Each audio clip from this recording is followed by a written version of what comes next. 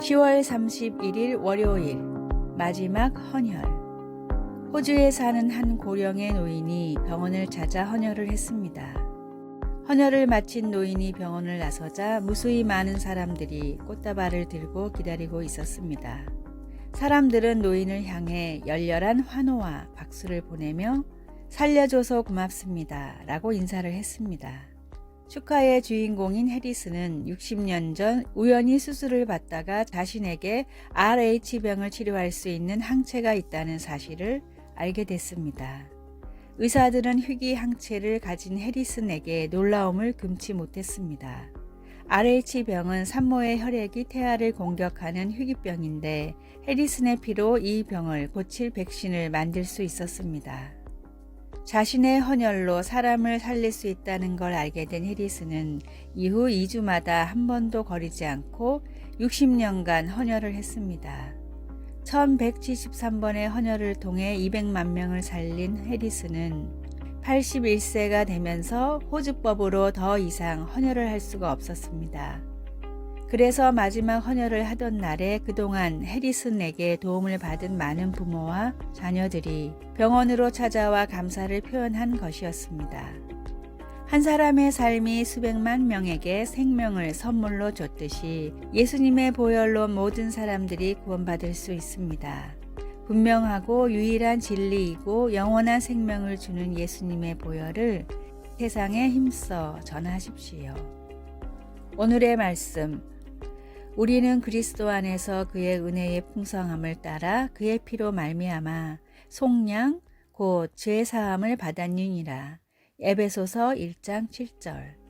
오늘의 찬송 197장 은혜가 풍성한 하나님은. 오늘의 만나 나에게 주어진 것으로 영원한 생명을 주는 주님의 복음을 전하는 기회로 사용합시다.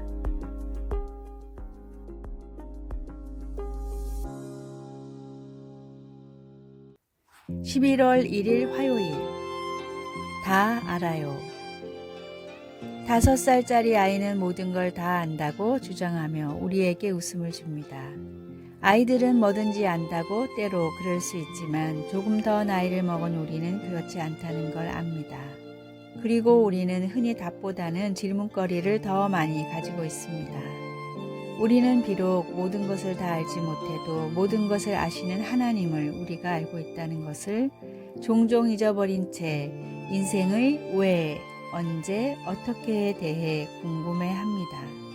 시편 139편 1절과 3절은 모든 것을 아시는 우리 하나님께서 우리를 얼마나 종합적으로 친밀하게 이해하고 계신지에 대해서 말합니다. 다윗은 여호와여 주께서 나를 살펴보셨으므로 나를 아시나이다.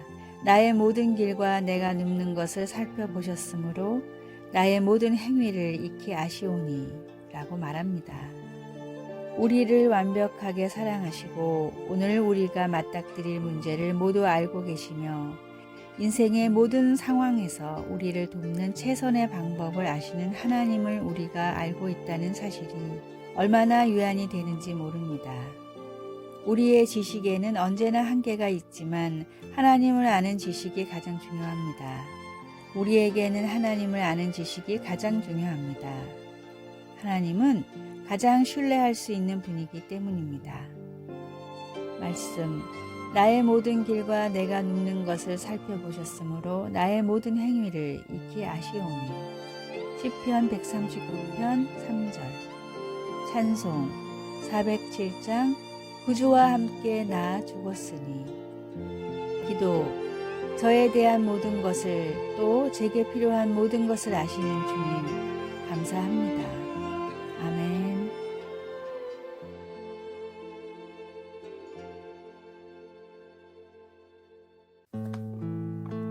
11월 2일 수요일. 소중한 두 샘물. 인접한 산속에 물이 귀한 두 마을이 있었습니다. 두 마을에는 소중한 샘물이 하나씩 있었는데 한 마을은 샘물을 누구나 마음껏 사용할 수 있었지만 다른 마을은 정해진 양만큼 사용할 수 있었습니다. 마음껏 물이 있는 마을 사람들은 물이 사람을 위해 있는 것이기 때문에 있을 때 잘 써야 한다고 생각했지만 정해진 양만 쓰는 마을 사람들은 언제 떨어질지 모르는 소중한 물이기 때문에 조금이라도 오래 쓰려면 아껴야 한다고 생각했습니다. 심지어는 샘물을 지키기 위해 다 같이 물을 안 쓰는 날까지 만들었습니다. 그러나 이런 노력에도 불구하고 샘물을 아껴 쓴 마을의 샘이 더 빨리 말라버렸고 마음껏 사용한 마을은 오히려 샘물이 그대로였습니다. 왜 이런 차이가 일어났을까요? 사용한 만큼 솟아나고 그대로 두면 썩어버리는 샘물의 특징을 아껴 쓰는 마을 사람들은 몰랐기 때문입니다. 자꾸 퍼내야 더 솟아나는 샘물처럼 하나님의 은혜와 능력 역시 그렇습니다. 풍성한 은혜의 샘을 바라만 보다 좋은 때를 놓치는 어리석은 사람이 나의 모습이 아닐까요? 더 바라는 믿음과 기도의 간구함으로 다함이 없는 샘물 같은 하나님의 능력을 넘치도록 누리십시오. 오늘의 말씀, 내가 주는 물을 마시는 자는 영원히 목마르지 아니하리니 내가 주는 물은 그 속에서 영생하도록 솟아나는 샘물이 되리라. 요한복음 4장 14절. 오늘의 찬송 545장 이 눈에 아무 증거 아니 배워도. 오늘의 만나, 하나님의 능력을 제한하지 말고 놀랍게 누리게 하소서. 다함이 없는 주님의 능력에 필요한 것을 기도로 구합시다.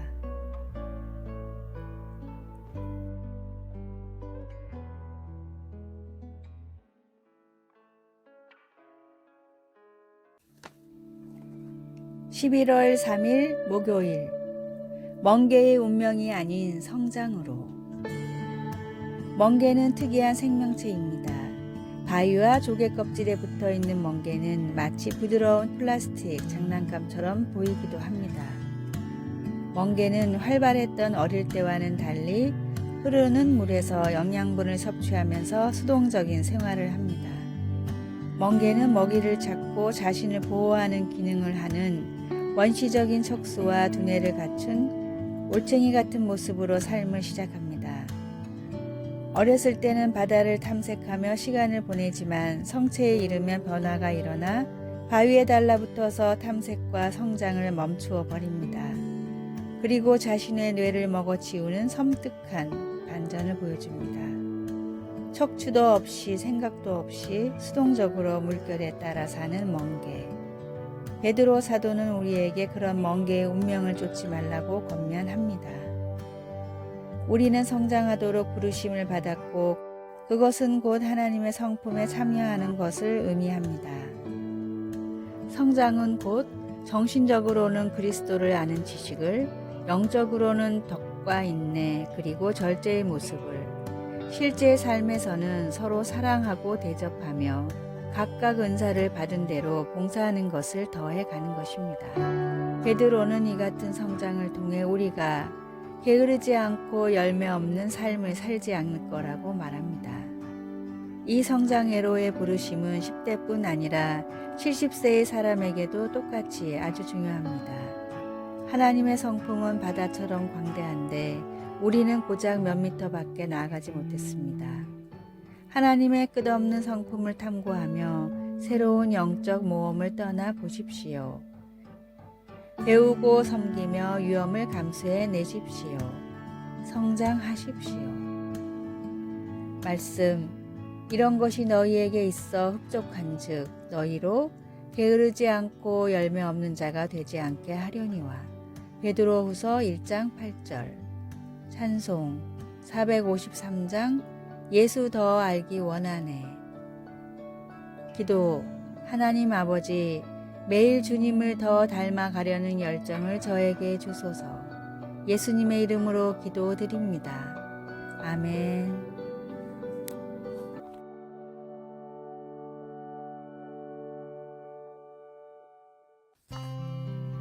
11월 4일 금요일, 대나무 주사위의 메시지.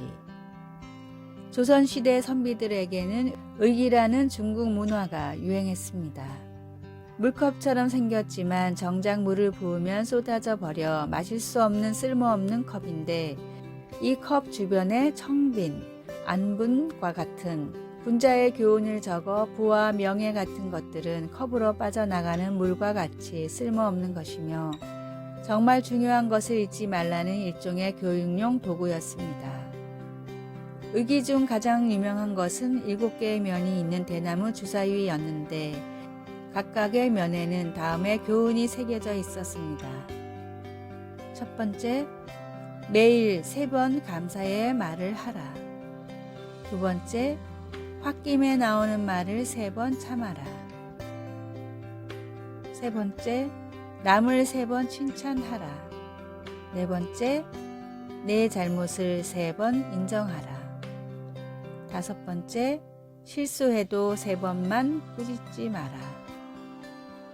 여섯 번째, 남이 잘못해도 3번만 탓하지 마라.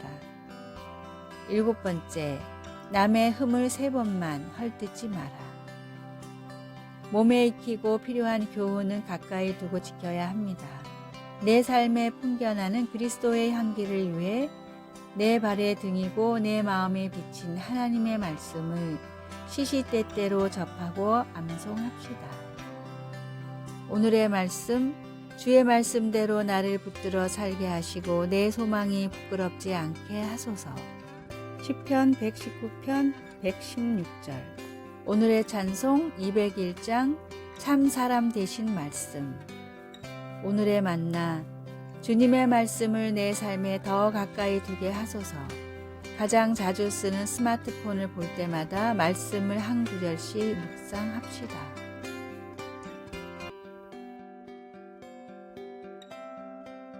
아래의 빨간색 글자 구독을 누르시어 더 많은 전도의 열매를 맺으시기를 기도합니다.